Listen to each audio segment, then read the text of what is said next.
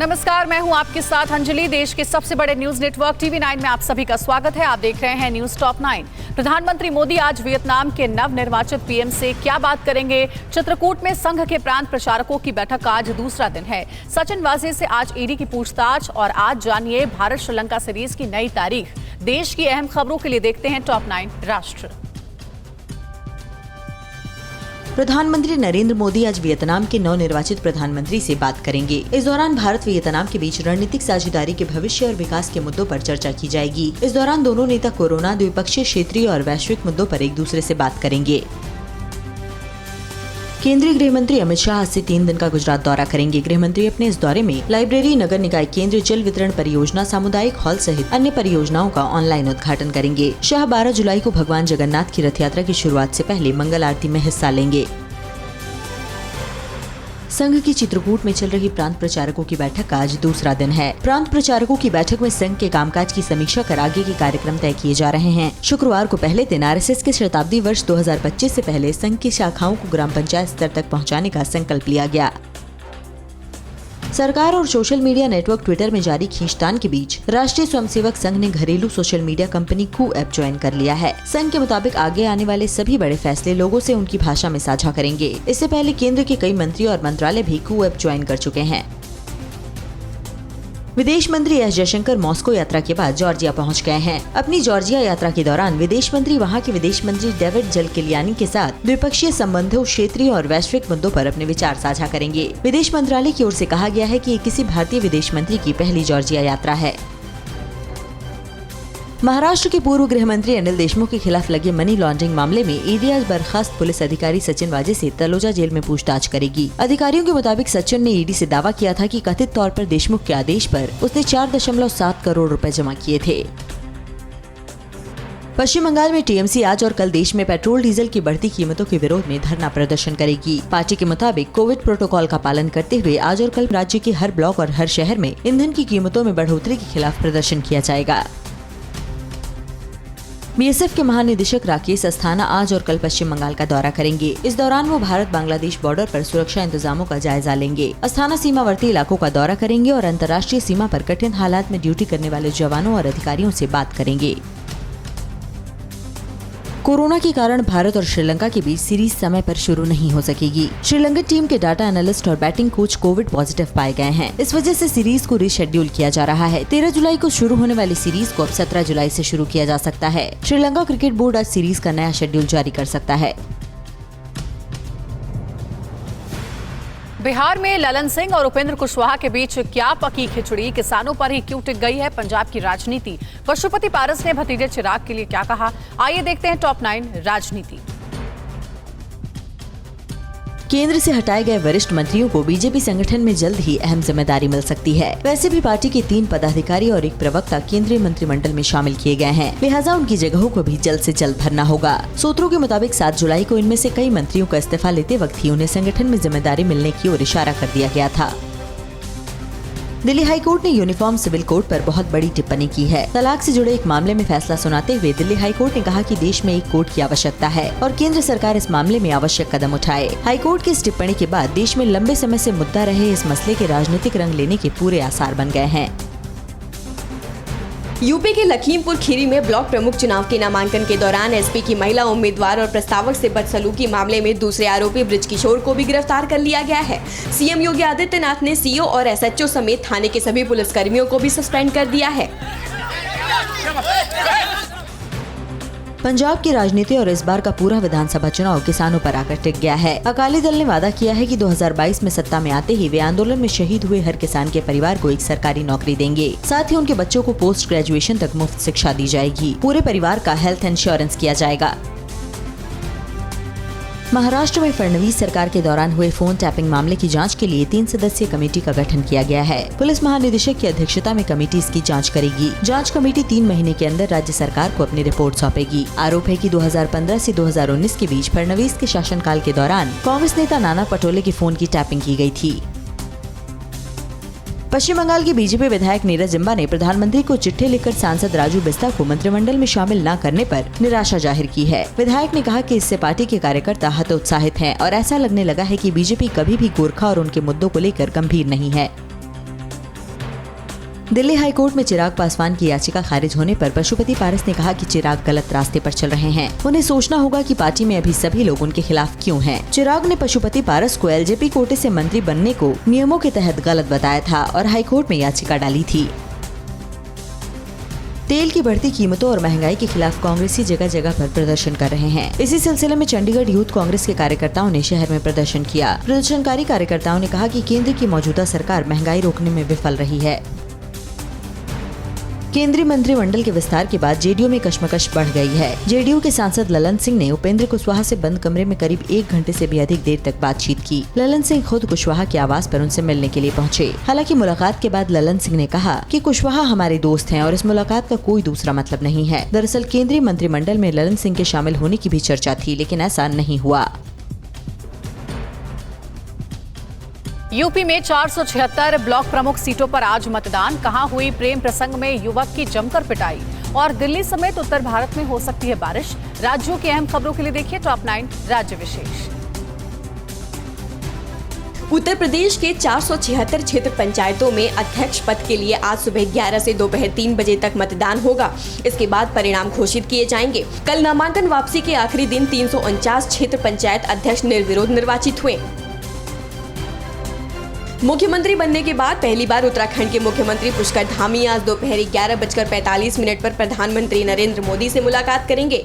धामी दोपहर 1 बजे राष्ट्रपति रामनाथ कोविंद, दोपहर 3 बजे गृह मंत्री अमित शाह और शाम 5 बजे रक्षा मंत्री राजनाथ सिंह से भी मिलेंगे। हिमाचल प्रदेश के पूर्व मुख्यमंत्री वीरभद्र सिंह का आज दोपहर 3 बजे रामपुर में अंतिम संस्कार किया जाएगा। कल उनका पार्थिव शरीर अंतिम संस्कार के लिए होली लॉज में रखा गया था। वीरभद्र सिंह का 8 जुलाई को शिमला के अस्पताल में निधन हो गया। वे लंबी बीमारी से जूझ रहे थे। ज्योतिरादित्य सिंधिया को एमपी के पूर्व मुख्यमंत्री कमलनाथ ने बधाई दी है। मोदी कैबिनेट में सिंधिया को जगह मिलने पर कमलनाथ ने कहा कि ये बीजेपी और सिंधिया के बीच का मामला है, वे हमेशा खुश रहें। हालांकि कमलनाथ ने ये भी कहा कि सिंधिया को बीजेपी में सम्मान मिला, लेकिन अब ये गाड़ी आगे कैसे चलती है ये देखा जाएगा। उत्तर प्रदेश के मऊ में बीजेपी उम्मीदवार के रिश्तेदार को अज्ञात बदमाशों ने गोली मार दी। हमले में गोली लगने से घायल शख्स को प्राथमिक इलाज के बाद वाराणसी रेफर कर दिया गया, जहां उनकी हालत खतरे से बाहर बताई जा रही है। पुलिस ने केस दर्ज कर मामले की जांच शुरू कर दी है। यूपी के कानपुर देहात में प्रेम प्रसंग के चलते लड़की के परिजनों ने युवक को बांधकर जमकर पीटा, जिसे गंभीर हालत में अस्पताल में भर्ती कराया गया। युवक की पिटाई का वीडियो सोशल मीडिया पर वायरल हो रहा है। पुलिस ने पीड़ित की शिकायत पर केस दर्ज कर लिया है। पंजाब के लुधियाना में घर के बाहर डॉगी घुमा रही महिला की चेन तोड़कर बाइक सवार बदमाश मौके से फरार हो गए। ये पूरी घटना एक सीसीटीवी कैमरे में कैद हो गई। पुलिस ने मामले की जांच शुरू कर दी है और जल्द से जल्द आरोपियों की गिरफ्तारी की बात कह रही है। उत्तर भारत में बारिश की संभावना है। यूपी, दिल्ली, पंजाब और हरियाणा के कुछ हिस्सों में आज से 12 जुलाई के दौरान बारिश हो सकती है। मौसम विभाग के मुताबिक इसके बाद देश के बाकी हिस्सों में भी मानसून के आगे बढ़ने का अनुमान है। पुरी में श्रद्धालुओं के बिना रथ यात्रा के उत्सव भगवान जगन्नाथ के नव यौवन दर्शन के साथ शुरू हो गया। इस दौरान अनासरा घर में 14 दिन रहने के बाद उनकी युवावस्था की पूजा की जाती है। उत्सव के मद्देनजर ओडिशा सरकार ने 11 जुलाई से पुरी शहर में कर्फ्यू लगाने का ऐलान किया है।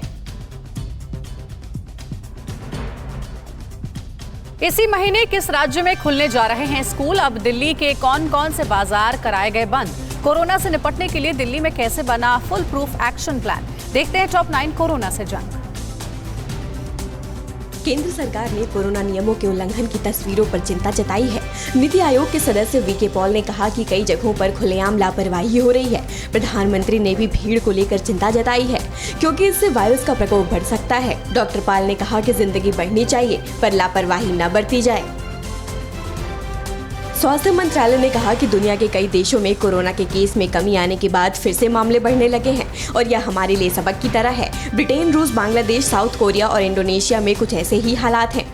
बांग्लादेश में तीसरी वेव में ज्यादा केस आ रहे हैं। साउथ कोरिया में भी केस बढ़ रहे हैं। वहां मास्क से छूट दे दी गई थी, पर अब पाबंदी लगाई जा रही है।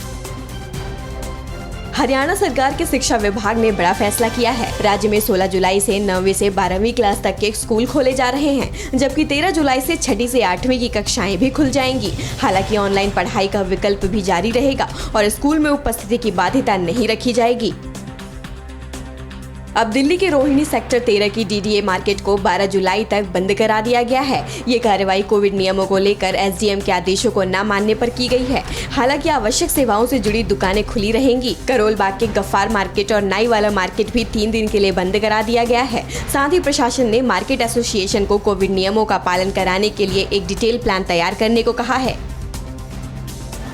कोरोना की फर्जी रिपोर्ट दिखाकर वित्तीय लाभ लेने वाले 10 वकीलों का लाइसेंस दिल्ली बार काउंसिल ने सस्पेंड कर दिया है।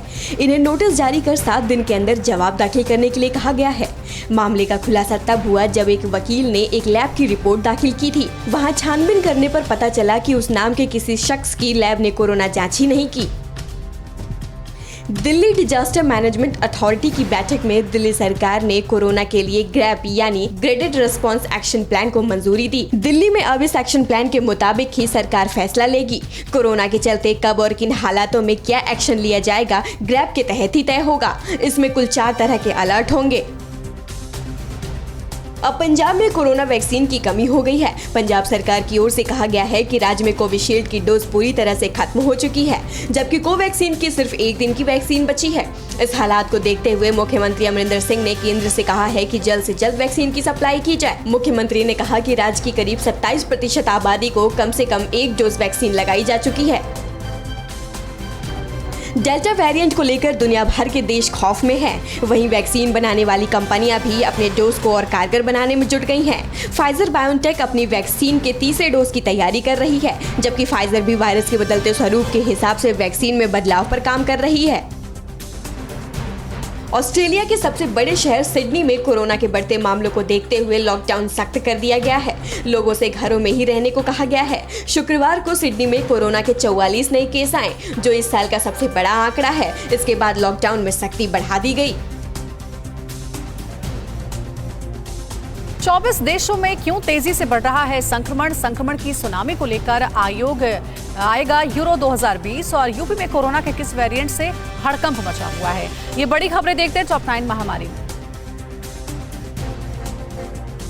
कोरोना फिर डराने लगा है। 10 दिन बाद फिर से एक दिन में मौत का आंकड़ा 1000 के पार चला गया। पिछले 24 घंटे में 1206 लोगों की मौत महामारी से हो गई। इससे पहले 29 जून को 1002 लोगों की मौत हुई थी। उसके बाद से लगातार मौत का आंकड़ा 1000 से नीचे चल रहा था। केरल और महाराष्ट्र में कोरोना के हालात चिंताजनक बने हुए हैं। देश में कोरोना के 53% केस महाराष्ट्र और केरल से ही आ रहे हैं। इनमें करीब 32% केरल से और 20% केस महाराष्ट्र से हैं। स्वास्थ्य मंत्रालय के मुताबिक अकेले 80% केस सिर्फ 90 जिलों से रिपोर्ट हो रहे हैं। वहीं देश में 86 जिले ऐसे हैं जहां रोजाना 100 से ज्यादा केस आ रहे हैं। यूपी में कप्पा वेरिएंट के 2 मरीजों की पुष्टि हुई है। सीएम ऑफिस की तरफ से दी गई जानकारी के मुताबिक पिछले दिनों केजीएमयू लखनऊ में 109 सैंपल जीनोम सीक्वेंसिंग के लिए भेजे गए थे। जीनोम सीक्वेंसिंग की रिपोर्ट के अनुसार 107 सैंपल डेल्टा वेरिएंट के और 2 सैंपल कप्पा वेरिएंट के पाए गए हैं। दिल्ली में एक बार फिर 24 घंटे में 100 से कम केस आए हैं। राजधानी में एक दिन में संक्रमण के 81 नए मामले आए। वहीं इस दौरान 127 मरीज रिकवर हुए हैं, जबकि महामारी ने 3 और लोगों की जान ले ली। दिल्ली में इस वक्त 798 एक्टिव मरीज रह गए हैं। दिल्ली सरकार की 2 लैब ने जीनोम सीक्वेंसिंग का काम शुरू कर दिया है। अब इस लैब में कोरोना के नए वेरिएंट का 5 दिन के अंदर पता चल जाएगा। जीनोम सीक्वेंसिंग के लिए ये लैब ILBS हॉस्पिटल और LNJP हॉस्पिटल में खोली गई है। TV 9 भारतवर्ष की टीम ने LNJP हॉस्पिटल के भीतर बनी लैब का दौरा किया, जहां LNJP के मेडिकल डायरेक्टर सुरेश कुमार ने इस लैब की खूबियां बताई। यहाँ हर हफ्ते 300 सैंपल जांचने की क्षमता है। झारखंड के धनबाद में संक्रमण के मामले अचानक बढ़ने लगे हैं। यहाँ 2 बच्चों सहित आधा दर्जन लोग संक्रमित मिले हैं। संक्रमित बच्चों की उम्र 9 और 3 साल बताई गई है। इन्हें स्थानीय सरकारी अस्पताल में भर्ती कराया गया है। डॉक्टर्स का कहना है कि लोग कोविड गाइडलाइंस की अनदेखी कर रहे हैं और इसी वजह से संक्रमण का खतरा बढ़ गया है। दुनिया के 24 देशों में कोरोना केसों में जबरदस्त बढ़ोतरी हुई है। इनमें से ज्यादातर देश संक्रमण की दूसरी लहर से जूझ रहे हैं, जबकि दक्षिण अफ्रीका जैसे कुछ देशों में तीसरी लहर आ चुकी है। जिन देशों में संक्रमण में तेजी से उछाल आया है, उनमें अधिकांश ऐसे देश हैं जहां टीकाकरण की रफ्तार धीमी है। यूरो 2020 की वजह से कोरोना का खतरा बढ़ गया है। यूरोप के कई देशों में डेल्टा वेरिएंट के केस आ रहे हैं। डेनमार्क के अधिकारियों ने बताया कि कोपेनहेग में बेल्जियम के खिलाफ मैच के दौरान कम से कम 3 फैंस डेल्टा वेरिएंट से संक्रमित थे। इसके बाद 4000 फैंस से टेस्ट कराने का आग्रह किया गया। फिनलैंड की हेल्थ अथॉरिटी ने भी करीब 100 लोगों को संक्रमित पाया, जो सेंट पीटर्सबर्ग में रूस के खिलाफ अपनी टीम को सपोर्ट करने पहुंचे थे। पाकिस्तान में कोरोना की चौथी लहर आने के संकेत मिलने लगे हैं। पाकिस्तान के योजना मंत्री असद उमर ने कहा कि कोरोना गाइडलाइंस का पालन नहीं होने और डेल्टा वेरिएंट के कारण पाकिस्तान में चौथी लहर के स्पष्ट संकेत मिलने लगे हैं। देश का हेल्थ डिपार्टमेंट पहले ही पाकिस्तान में कोरोना वायरस के कई वेरिएंट की मौजूदगी की पुष्टि कर चुका है। चीन की सेना पीएलए तिब्बती टुकड़ी को क्यों दे रही है स्पेशल ट्रेनिंग? हिंद प्रशांत क्षेत्र पर क्यों है चीन की सेना की नजर? और अमेरिका ने चीन की कंपनियों को क्यों ब्लैकलिस्ट किया है? चीन पाकिस्तान से जुड़ी खबरों के लिए देखते हैं टॉप 9 दुश्मन चीन का। चीन भारत के खिलाफ साजिशें रचने से बाज नहीं आ रहा है। पीएलए में शामिल तिब्बती टुकड़ी को ऊंची जगहों पर स्पेशल ऑपरेशन करने के लिए तैयार कर रहा है। चीन ने इसके लिए जवानों की ट्रेनिंग भी शुरू कर दी है। चीन तिब्बत के लोगों को अपनी सेना में शामिल करने के लिए कई बार टेस्ट करता है। हिंद प्रशांत क्षेत्र पर चीन की सेना नजर गड़ाए हुए है। हवा में अमेरिकी सैन्य अड्डे से 1800 मील के दायरे में पीएलए ने कंबोडिया, तंजानिया, किर्बती समेत संयुक्त अरब अमीरात के नए सैन्य अड्डों को स्थापित करना शुरू कर दिया है। इसके जरिए चीन ताइवान से आगे बढ़कर भी क्षेत्र में अपना राज स्थापित करना चाहता है। अफगानिस्तान के बिगड़े हालात को लेकर भारत में अफगानिस्तान के राजदूत ने पाकिस्तान को कड़ी चेतावनी दी है। राजदूत फरीद मामुंदजई ने अफगानिस्तान के हालातों के लिए पाकिस्तान को जिम्मेदार ठहराया है। उनके मुताबिक बड़े तालिबानी नेताओं की जड़ें पेशावर से जुड़ी हुई हैं। अफगानिस्तान में तालिबान आतंकियों के साथ जारी हिंसा के बीच पाकिस्तान ने पड़ोसी देश में गृह युद्ध की आशंका जताई है। गृह युद्ध को टालने के लिए पक्षों को सत्ता के बंटवारे के फॉर्मूले पर सहमत होना चाहिए। पाकिस्तान का ये बयान ऐसे समय में आया है जब तालिबानी आतंकियों ने कुछ हफ्तों में दर्जनों जिलों पर कब्जा कर लिया है। अफगानिस्तान से चीन के 210 लोगों को वापस बुला लिया गया है। ये कदम ऐसे समय में उठाया गया है जब अमेरिकी सेना अफगानिस्तान छोड़ने की तैयारी कर रही है। ये सभी लोग अफगानिस्तान में बनी चीन की कंपनियों में काम करते थे। चीन ने अफगान खनन और बुनियादी ढांचे में निवेश किया है। अब इन संपत्तियों पर खतरा मंडरा रहा है। चीन ने दक्षिण पूर्व एशिया के देशों में अपने प्राइवेट सुरक्षा कंपनियों का जाल फैला दिया है। अमेरिका की centre for advance defence studies की एक रिपोर्ट में दावा किया गया है कि चीन ने उन देशों में निवेश बढ़ने के साथ ही सुरक्षा के लिए चीनी सिक्योरिटी कंपनियों के जवानों को तैनात किया है। कई देशों में चीन की 39 सुरक्षा कंपनियां तैनात हैं। चीन में लगातार मानवाधिकारों के हनन के आरोप लगते रहते हैं। इससे नाराज अमेरिका ने 34 कंपनियों को आर्थिक तौर पर ब्लैकलिस्ट कर दिया है। इनमें से 14 चीन से हैं। इन सभी पर मानवाधिकारों के हनन का आरोप है। इसके अलावा कई और चीनी संस्थाओं को भी ब्लैकलिस्ट किया जाएगा। चीन की एक और खौफनाक साजिश सामने आई है। चीन पानी में रहने वाला आर्टिफिशियल इंटेलिजेंस रोबोट बना रहा है, जो समुद्र में छिपकर दुश्मन के जहाजों पर टारपीडो से हमला कर सकता है। इसे इंसानी मदद की भी जरूरत नहीं पड़ेगी। चीन ने ये प्रयोग ताइवान स्ट्रेट पर किए, जिसमें यूयूवी को समुद्र तल से 30 फीट नीचे गहराई में भेजा गया था। इंडियन नेवी दुश्मन को सबक सिखाने के लिए लगातार तैयारी कर रही है। इसी के तहत भारतीय युद्धपोत INS ताबर ने जिब्राल्टर जलद मरुमध्य को पार करने के बाद स्पेनिश नेवी के साथ अभ्यास किया। इससे पहले INS ताबर और इटली के पोत ITS एंटोनियो मार्सेग्लिया ने ट्राइहेनियन सागर में मिलकर युद्धाभ्यास किया। अड़ी सोमवार से शुक्रवार शाम 6 बजे सिर्फ TV9 भारतवर्ष पर।